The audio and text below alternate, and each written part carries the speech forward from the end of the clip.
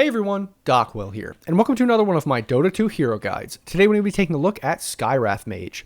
So Skywrath Mage is one of those heroes that can play mid or 4 position, one of those classic heroes that, those are the two main roles that this hero plays. It plays 4 or mid, and it kind of plays the same way regardless of what position you're playing the hero in. The main difference obviously is, as a mid hero, you're going to get a lot more farm, you're going to snowball the game, and you're going to do way more damage early on, whereas a 4 position, you're just not going to be as effective, but you still do generally the same thing. It's just a little bit slower. You're kind of more focused on helping your offlaner, helping your team, doing damage, a little bit later, scaling a little bit less, but still kind of being effective in exactly the same way, but just a little bit more support-oriented. So basically, how do we think about Skywrath Mage? Well, Skywrath Mage is one of the highest damage nukers in the game. This hero does insane magic damage, can burst people down. Basically, if you can lock somebody in place, whether that's, with you getting Rod of Atos, building that as an item, buying Sheep Stick, something like that, or you have teammates that have a lot of stuns,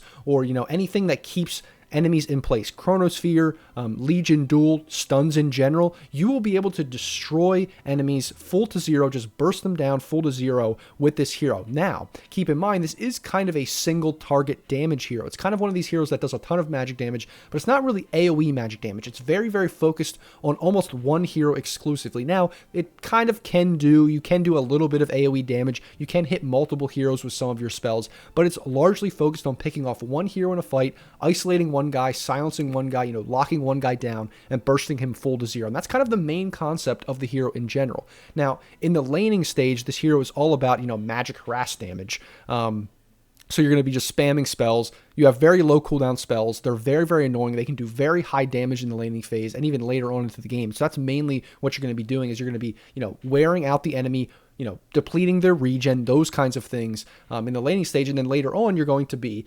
nuking them down. If you isolate them, you will kill them full to zero. And that's kind of what you want to be doing in the game. Now, the weakness of the hero is generally that, if people buy BKB, you're a little bit useless. You're also very squishy. So if people get on top of you, they can kill you very, very easily. This hero's almost like a Zeus in that way of you kind of sit in the back, but you sit at the perfect range to cast all of your spells, do a ton of damage, but you really, really don't want to be frontlining. You don't want to get gone on. You don't want people to really know where you are or initiate on you. You don't want anybody that has mobility to jump you, because then you don't get your spells off. You don't, contribute to the fight really at all. The only real spell that this hero has that does anything other than damage is it has a silent spell that really can be effective early on in the game against heroes that really hate silence and don't want to buy anything, or can't buy anything to counter that silence early on. So that's one of the really big strengths with the hero, but it's pretty much the only way that this hero can have anything other, or any contribution other than damage in the game, in the lane, but also later on in the game. So that's how to think about Skywrath Mage in general. Now let's jump in and take a look at his abilities. So now that we understand Sky in general, we can take a look at his abilities and see how he's able to be that high burst damage, high magic damage nuker like I talked about. So first we're going to take a look at Arcane Bolt. This is a pretty simple spell. Basically, you just click it on an enemy and it shoots out kind of these little ghost-like things. I think they're birds or something. Whatever Skywrath Mage is, it's probably like things like him. What would they call? I forget what these creatures are called. But in any case, whatever they are, it's kind of like little things like that. They fly. It has a move speed, basically. It's not the fastest spell. So, with very high move speed heroes, they can potentially run away from this spell, but in general, it can do a lot of damage, and the damage is also based off of your intelligence. So it's not just, a flat damage. It scales, as you get more levels, as you buy intelligence items, those kinds of things, so keep that in mind. It also has a very, very low cooldown at max level, so you can constantly spam this out in the game. Once you max this out, later on in the game, you'll be doing tons and tons of damage with Arcane Bolt.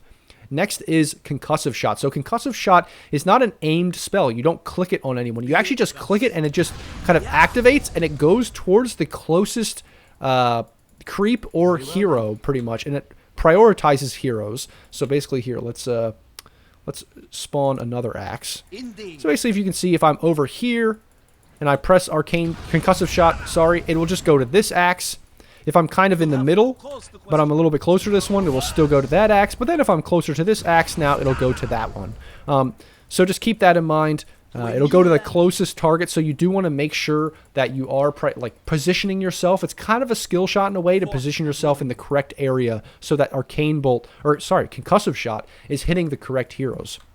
The other thing to keep in mind is that concussive shot also does damage in kind of an AoE. So even if it hits this axe here, it affects both of them in that AoE because they're pretty close to each other. Now, the AoE isn't that big, but it kind of can affect a whole creep wave. Just think about like a creep wave in general. That's kind of the AoE. The damage radius is 250, but that's not, what does that really mean? It's hard to really know what that is. But just think it's kind of like, right around a hero, kind of melee attack range-ish, kind of a creep wave, those kinds of things. And so what it does, as you probably saw, is it does a bunch of damage, which is really good, and it slows. So it's not just a damage spell, but it also, has a little bit of, a little bit of an extra way to contribute to the fight where you're slowing people in the lane, you're slowing people later in the game. It's just not just damage, it's a little bit of a slow, and it can be pretty effective to chase people down, these kinds of things. So that's concussive shot. Pretty simple, pretty straightforward, 2 easy spells here. You just aim this at somebody, you do a ton of damage, you just kind of click this and it goes towards the closest player and it slows them, it does a ton of damage. Next we're going to take a look at Ancient Seal. Ancient Seal, another fairly simple ability. You kind of just click Ancient Seal and then you click it on an enemy and then it silences them for a decent amount of time. Obviously it scales up here for the duration, and once it is max duration, that is a very, very long silence. The other thing that it does is it increases magic damage taken. So this is kind of one of the things that you want to do, is you want to initiate with Ancient Seal potentially. That way the enemy takes way more damage from all of your spells when you use them on the enemy after it's silenced and for the duration of its silence. So that's Ancient Seal. Again, a fairly straightforward ability. And then last, the ultimate here is a Mystic Flare. This is where, obviously you can do a ton of damage with the rest of the spells, but this is really where the burst damage comes into play. And Mystic Flare, you basically place it down on an AoE. It has fairly long cast range, but the AoE is kind of small here. And you can see that basically in the AoE, when you cast it, there's kind of like from heaven or something, a bunch of magic damage just pours down onto that location and hits any enemy in that location. Now the damage here, it's level 2, that's a significant amount of damage. At max level, it does a ton of damage. You can really solo kill supports with this ability for most of the game, honestly, and when you combine it with Ancient Seal and potentially spamming your other abilities, you will be able to burst many, many heroes down in the game. But obviously, they can move. There's no slow associated with this. So if I cast it here on the axe, he can literally just run out of the AoE, and then he's not taking damage anymore. So that's pretty much the only thing that you need to solve for this here. You have silence, you have magic damage, you can burst people down really effectively, but you need some way to lock them down. So the 2 ways that I kind of mentioned earlier is that you can buy Rod of Atos, which is pretty much the core item on the hero. Even when you play it as a forward position, I pretty much buy this almost every game because it's just the way that you can really make sure you're locking people down, you're killing them full to 0. I mean, unless my team has a ton of stuns, I'm almost always going to be buying Rod of Atos. And the obvious way that you use this is you just kind of send Rod of Atos at the enemy, and then you can silence them, use all of your spells in combination, and then there we go, the axe is dead. So I did it kind of quickly there, but pretty much what you want to do is you want to cast Rod of Atos while it's flying through the air, you cast Ancient Seal, then you instantly Mystic Flare, and then you cast Concussive Shot and Arcane Bolt as well. So again, here's the combo. I'll do it on the axe again. And there we go. Pretty simple, pretty straightforward combo. You pretty much just use all of your spells in succession, and then because this has a 2-second cooldown, you'll be able to cast this over and over and over again to maybe secure the kill. But before you have Rod of Atos, obviously you can silence people, you can then slow them, and then as they're running away, you can kind of place Ancient Seal ahead of them, or right on top of them, and you'll still be able to secure a lot of damage even if you don't have Rod of Atos, but you just have this maxed out. So usually as a support, I will max out Concussive Shot first, and then as a core, you usually kind of want to max out Arcane Bolt first, just because you can do a lot more damage with the int items that you're buying there. So that's pretty much Skywrath Mage. I'm not going to mention the Ags or the Shard really that much, because it pretty much just makes the spells that he has already better. It doesn't do anything to fundamentally change the hero, so you can just read them yourself and get them in the games where they're pretty good. I don't think they're bought all that much. It's more like Hex, it's more Rod of Atos, these kinds of things. So that's Skywrath Mage. It's pretty much a simple hero. You're just going to burst people down, slow them, silence them, kill them full to 0. You can stomp games with this hero, and it's pretty good right now. So that's Skywrath Mage. Those are his abilities. Now let's jump into a game and see how he's played. So now we're jumping into a game here of 9 playing Skye mid, and I pretty much wanted to show you the mid lane version of this hero because it's very similar to the support version. It's just you're going to get more levels, more items. You can do more just in general than support, but otherwise your spells are the same. You're kind of harassing people down, you're nuking people down, etc. So you can see level 1, he unfortunately doesn't secure his range creep, but you're going to want to go either Arcane Bolt or Concussive Shot to secure range creep, get some harass in. The thing about Concussive Shot level 1 is it actually does more damage, and it adds that slow so you can get more harass in, so that's why he goes for it level 1. Unfortunately, he doesn't secure the range creep, but I think it is good to get this level 1. The main thing to think about, though, in this lane is that once you hit level 2, and even before that, you can see how much damage this Death Prophet is taking, but once you hit level 2, you can do insane amounts of damage, especially with how low cooldown your spells are here. So look at this, he's harassing the enemy DP, uses his spell combo, and actually secures first blood on the Death Prophet. And this is the main way that you're going to want to lane with Skywrath. You're not really a great laner in terms of your right-click damage, your right-click animation's bad. You can see the projectile's kind of slow. He's just not that effective at securing CS, you know, in a trade battle like that. He also doesn't really stack the small camp or farm the small camp particularly great. He can do it eventually once he gets more levels, but it's just not something that the hero does in general. The main way you're going to be, you know, laning with this hero, the main way you're going to secure your game is by harassing the enemy, you know, forcing them out of the lane, and just saying, like, if you try to lane with me, I'm going to kill you over and over again. So he buys Bottle, he uses it to regen back up after getting that first kill, and here in a second we'll see him get aggressive again on the Death Prophet and then secure his rune to, you know, fill up his mana. But that's pretty much what you want to be doing. You want to be using your mana pretty much constantly, getting the runes, securing them, and almost securing kills. Pretty much this Death Prophet would have died again if it wasn't for this Spirit Siphon. So any other hero that doesn't have some kind of heal like that, and you could get a double kill there early on the lane before 3 minutes. That was like 2 minutes, you almost got 2 kills. Kind of insane how effective this hero can be at harassing, as we just see here. So that's pretty much how you lane Skye. That's how you want to, you know, think about the hero, conceptualize the hero, harass, you know, be aggressive. I know sometimes people think of like Huskar, Viper, these kinds of heroes as annoying mid laners that just dominate lanes, maybe Queen of Pain. But honestly, Skye's probably one of the best, if not the best, early on. The first level or two, this hero is just unmatched, unparalleled with the amount of damage you can output. So that's early laning stage. That's how to conceptualize the hero in the lane. Now let's jump ahead to a little bit later. So I jumped ahead to 5 minutes here. And basically, as soon as you hit 6, your job is either to kill the mid laner, which you could potentially do, but Death Prophet at this point, pretty tanky, you know, has that Spirit Siphon, and also has generally relatively high move speed. So it's going to be harder to burst that hero down with your ultimate because the Death Prophet's probably just going to run away, you know, move out from the AoE. But you can see as soon as he hits 6, he rotates here to his off lane to try to secure a kill on the enemy safe laner. And obviously DK also has a stun. So if DK just gets off the stun, he's going to be able to burst the hero down. And there we go. DK stuns the PA, and the PA just melts to that ultimate. Level 4 PA, just no shot. There's nothing that the PA can do against the Skywrath. So that's kind of the main thing you want to consider is, you know, is an allied hero going to come mid for you that has a stun, or is there a stun in the side lane that you can utilize to get pickoffs? Because all you need is that one stun, and, you know, in that duration of the stun, you're going to be able to kill pretty much any hero this early in the game. There's just nobody that can survive that burst damage of your ultimate and the combination of your other spells. And that's pretty much how you're going to want to be playing the hero. You know, try to make sure that you constantly have your mana up, you're getting runes, you're securing runes, maybe go back to base if you potentially need to get your bottle and mana refilled, because when you have your ultimate up, you know, you want to constantly be looking for harass damage and kills, because you're not really a tower pusher. You're not really a lane pusher all that much. It's just you're a kill hero. You're a snowball hero. That's the main way you're going to want to be thinking about this hero is kill, kill, kill. That's what you want to be thinking constantly after you hit, you know, level 6 around that 5 or 6 minute mark. Now we jumped ahead a little bit here, and for the past like 10 minutes, he's just been running around the map killing people, just constantly getting pickoffs. And what he's identified is that his Dragon Knight is the main hero that he wants to play with, because that Dragon Knight stun is going to pretty much secure him kills constantly. So you can see how they initiate here on the Snapfire. There's pretty much no counterplay for the Snapfire at this point in the game, and he's able to secure the kill without even using his ultimate there.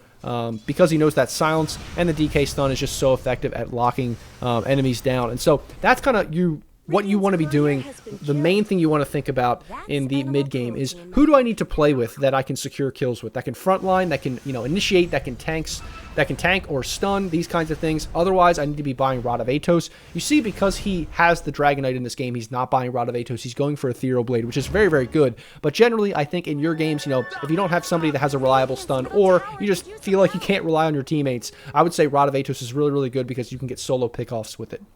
So that's the main consideration that I want you to have here. Otherwise, you're running around getting kills constantly in the mid game.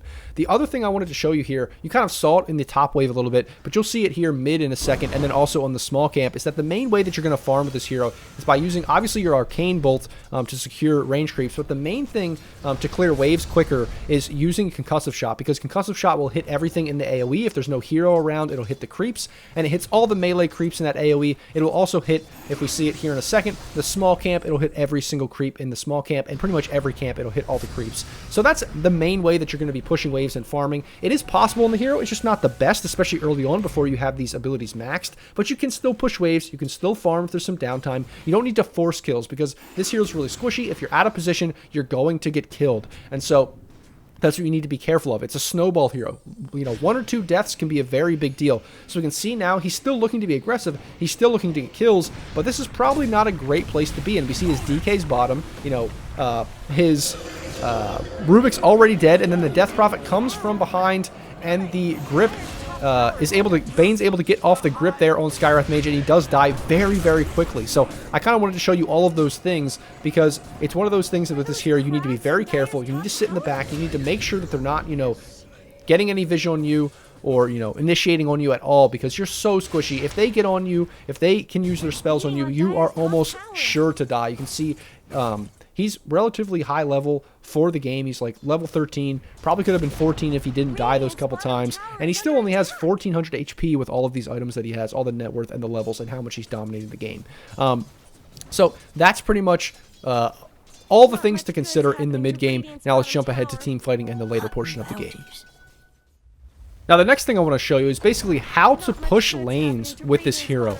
Now, you're not going to push lanes yourself. You pretty much do no damage to towers. So if your team is pushing lanes, that's the only real time you're ever going to be involved in a push. No fight ends up breaking out here, but you can see how passive he's being, how far back he's sitting, and in the trees as well, out of vision. And that's pretty much what you want to be doing on this hero constantly. If your team is ever pushing, if they're ever 5-manning, you want to be as far back as possible. You're probably even going to be further back than a lot of your supports, because as a mid laner, you are going to be more important than them. You're going to want to dish out a ton of damage by making sure you're safe. And so, sitting in the back when you're pushing is so important, making sure the enemy doesn't have vision on you, because you're kind of like a sniper, like a Zeus, one of these heroes that if the enemy can get on top of, it just eliminates so much damage and so much effective net worth pretty much, and damage from the team fight and from the push. So that's a super important thing to think about whenever you're pushing or involved in team fights later in the game. Now I'm going to fast forward a little bit here, and I believe they see Death Prophet pushing top, and he'll TP here in a second. This is kind of the next clip. Instead of jumping ahead, I'll just show you what I want to show you here, because he does TP. So the entire team TPs here, and this is a good example of how you can be super effective at picking heroes off. This is a very fast hero, Death Prophet is. And you can see he basically almost bursts him full to 0 with that combination there of his skills. He slows him, obviously, with the concussive shot and the ethereal blade. So, this hero can be very effective. If you even buy something like Shadow Blade, which is a possibility, like I said, Rod of Atos, Sheep Stick, all of these kinds of things, very effective at picking people off. And then they, the enemy does have Aegis. They do feel pretty strong, even though the Death Prophet's dead. So they end up kind of initiating back onto Dire here. But we can see where he's positioning himself constantly in the team fights. He's letting all of his allies basically take the front line for him. He never wants to be the front line hero, really. So he lets the enemy go on one of his allies, and then he casts his spells. So he only really reveals himself once the enemy has already casted a bunch of spells and kind of initiated, used their spells, their jump spells, their mobility spells, stuns, whatever it is, onto his allies. That's the only time that he'll go in. So you see he waited for the enemy to jump his, either jump his Rubik or jump his Enchantress there or jump the DK. He just always waits for the enemy to commit on his ally before he uses his spells. Same thing there. You know, he silences the PA. He lets his AM kind of do the front lining, do the tanking, while he uses all of his spells. That's the perfect example of how to team fight on this hero, and that's pretty much how to play Skywrath Mage. This hero is actually very straightforward, very simple. The hard part about this hero is the positioning, making sure you're not feeding, making sure you're snowballing and not falling off, because as a magic damage dealer, you do fall off pretty hard later once people get BKBs and these kinds of things. Also, positioning in fights, positioning when you're pushing, all of this kind of stuff. This is what's hard to do effectively on the hero. But if you master that and you gank and you buy the right items and you lane pretty well, you can absolutely stomp games on this hero. It's kind of an all or nothing hero in that way. So that is my Skywrath Mage guide. I hope it helped all of you understand the hero, and hopefully some of you can play the hero, because it is a very fun hero. I actually really like the hero. I play it a decent amount, especially from the forward position. So in any case, as always, guys, thanks for watching. Like, comment, subscribe, all of those kinds of things. Join the Discord if you haven't already. We do replay reviews every Friday, so you can request them there. We're also doing community games every Saturday, so make sure you join the Discord to get in on that action. Also, join the Patreon. Go to Patreon if you want coaching, or just to support me in general if you like my content and want to see more of it into the future. And as always, guys, thanks for watching, and I'll see you in the next video.